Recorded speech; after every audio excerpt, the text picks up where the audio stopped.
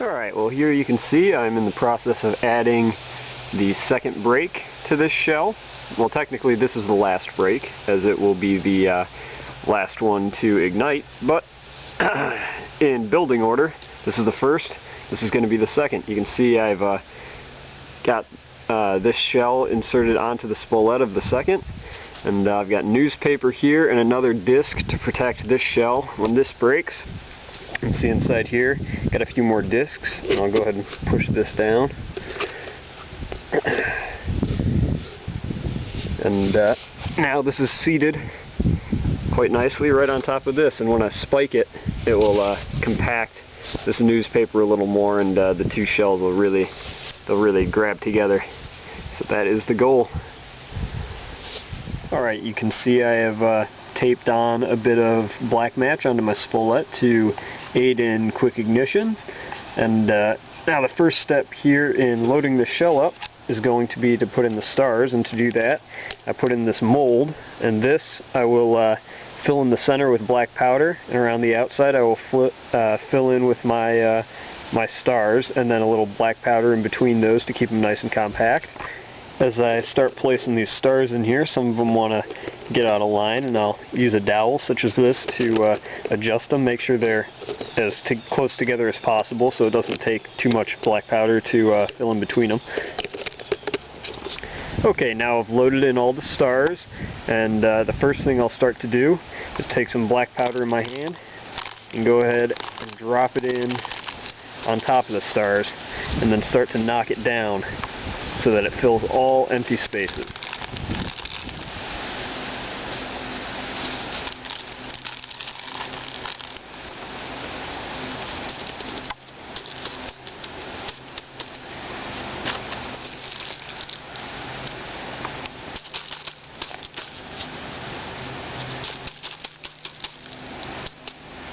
Alright, and once all spaces between the stars have been filled with black powder, it's time to start putting black powder in this core here. And this black powder in a size shell such as this should be very large. As you can see, this is quite large granules of black powder. Now here is the shell with the spolet loaded, and you can see I have added one extra layer of black powder on top of any remaining stars that were exposed, and now it's time to seal this thing up.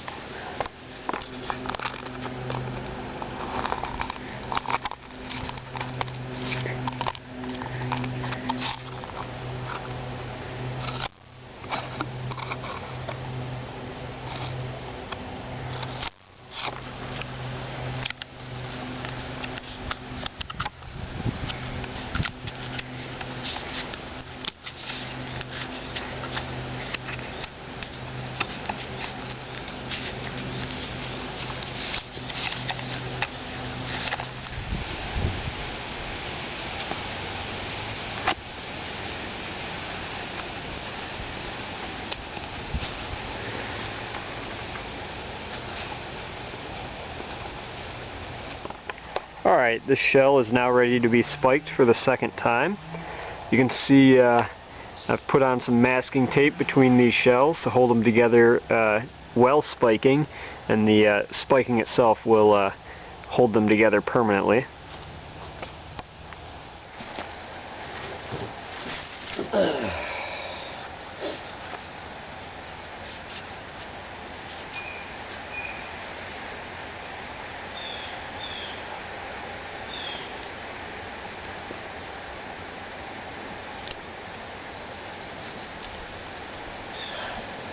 You can see that I'm tying on yet another disc on the bottom of this.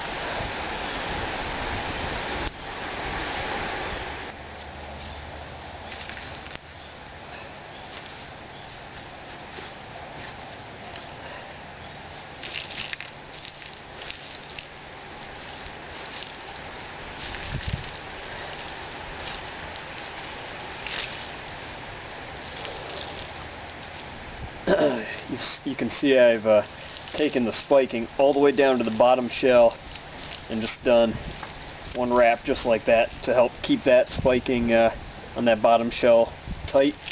Then I'll start going and I'll wrap a few around the middle section here.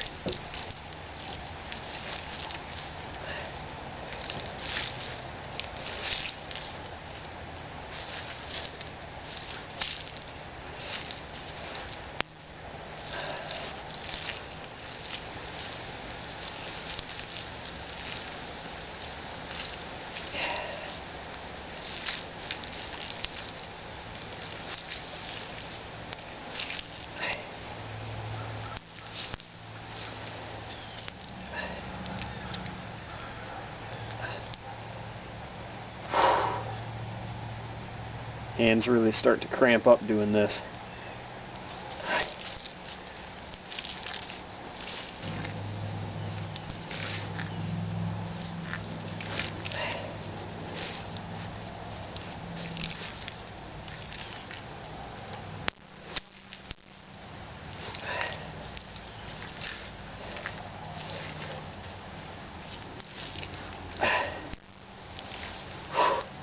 Now right there,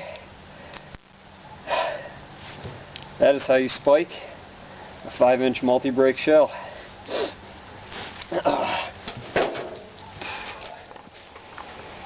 And here is the shell, second break fully attached. And man, if I have time, I'll go ahead and throw that third break on there.